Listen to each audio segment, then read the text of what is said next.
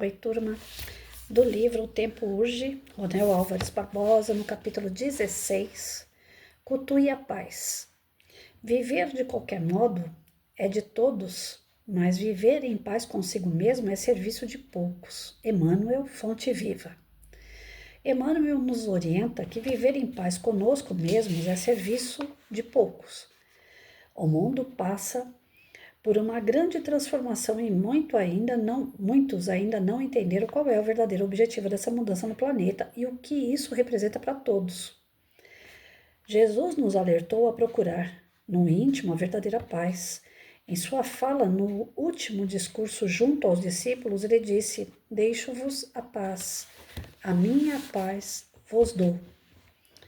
Mas não a dou como o mundo oferta, mas eu vos deixo a minha paz." João.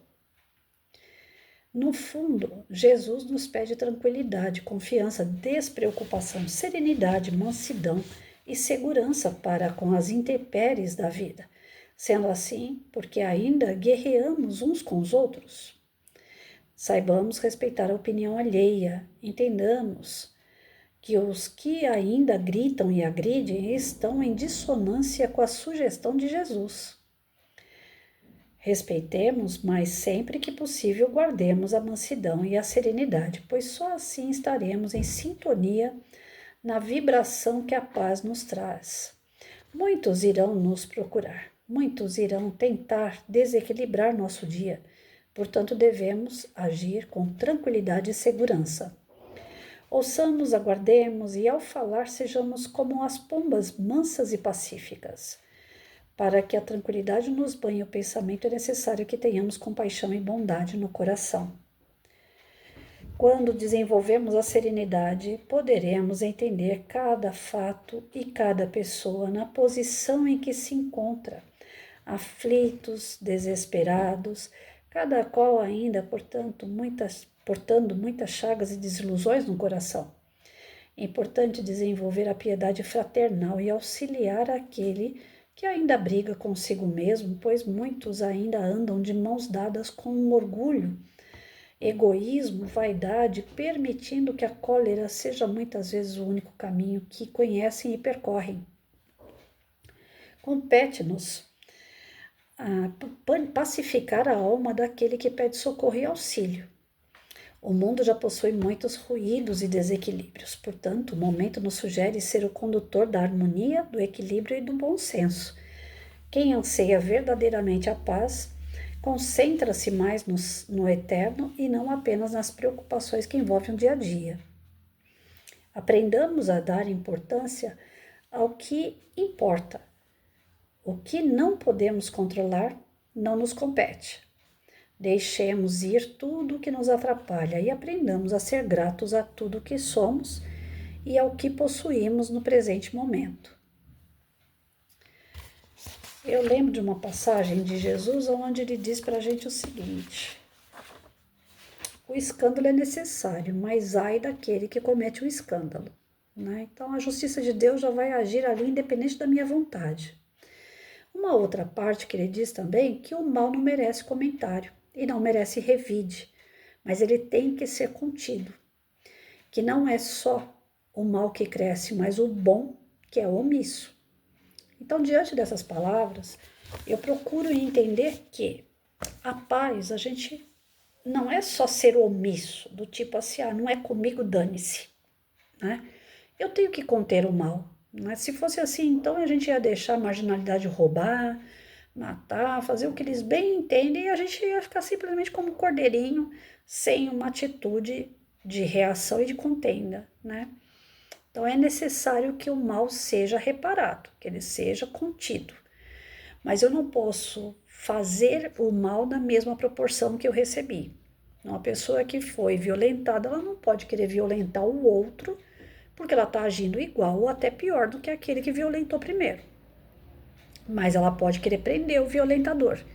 Ela pode querer que a justiça dos homens seja feita e aguardar a justiça de Deus logo em seguida, porque essa sempre vem, ela não falha. Então a nossa paz, ela depende muito das atitudes que nós tomamos. Não é da paz omissa. Nós precisamos ter atitude. né? Se eu quero ter paz na minha casa, eu tenho que disciplinar meu filho. Se eu não disciplinar meu filho, ele começa a querer bater em todo mundo dentro de casa, ele vai querer comer, ele vai querer dormir a hora que ele deseja, ele vai estudar se ele quiser. Então, para manter a paz dentro de casa, eu tenho que colocar limites, tenho que colocar regra.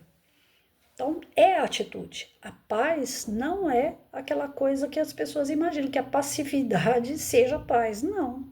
Você ser pacífico é uma coisa, você ser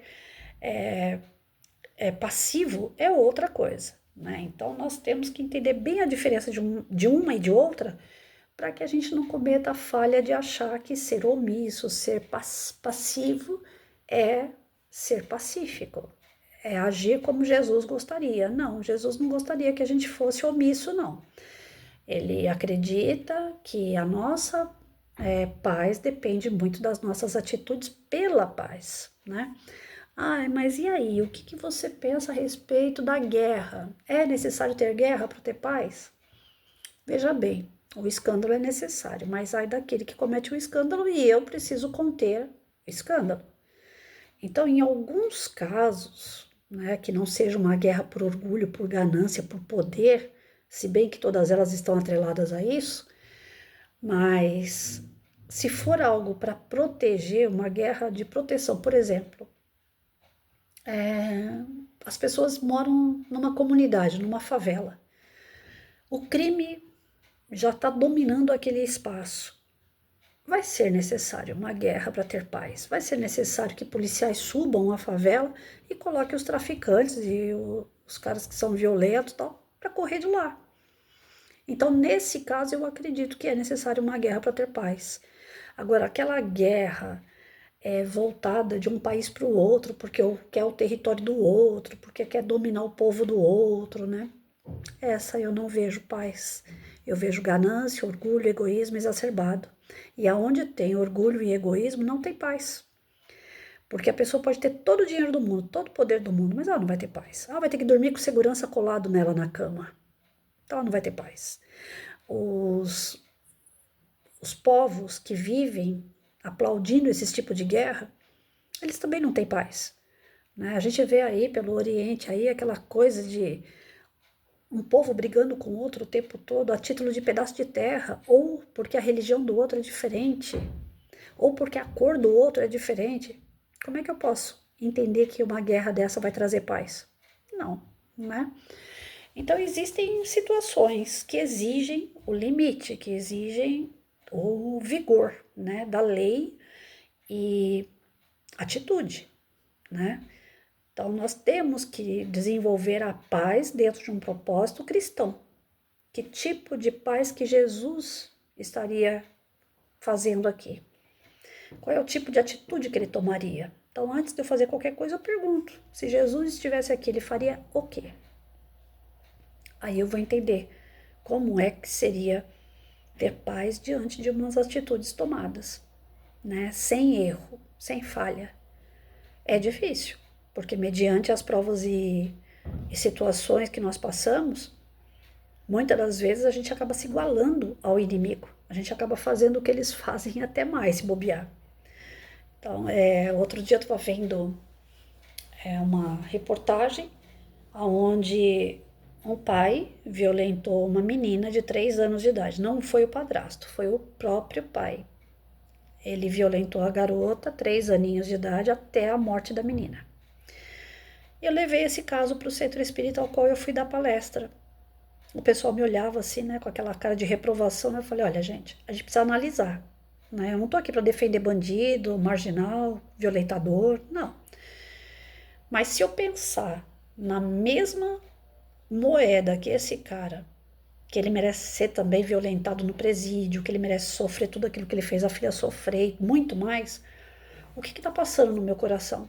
Sentimentos tão horríveis quanto do cara. Eu estou sendo igual a ele. E quem é que vai me julgar?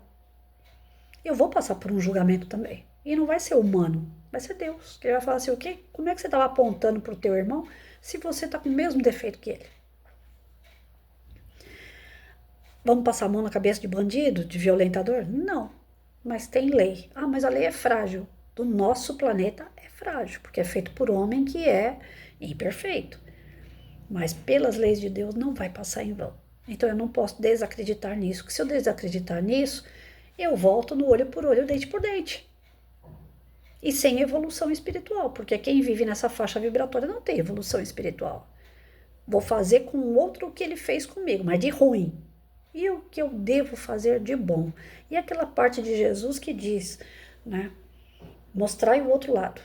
Ofereça a outra face. A outra face significa o outro lado, o lado bom. Ah, mas aí eu vou colocar a mão na cabeça de um cara desse, eu vou dar chazinho para ele? Lógico que não, mas você vai ter que mostrar o lado bom. É para isso que nós vamos quebrar a cabeça. Como é que eu posso mostrar o lado bom para um doente, para um monstro, para uma pessoa ruim? Esse quebra-cabeça quem vai ter que montar somos nós, já que a gente quer ser melhor. Olha só. E quando a gente consegue, aí a gente encontra a verdadeira paz, a paz de espírito, a paz na consciência, porque a gente não desejou, a gente não fez o mal e ainda conseguiu, quem sabe, ajudar, né?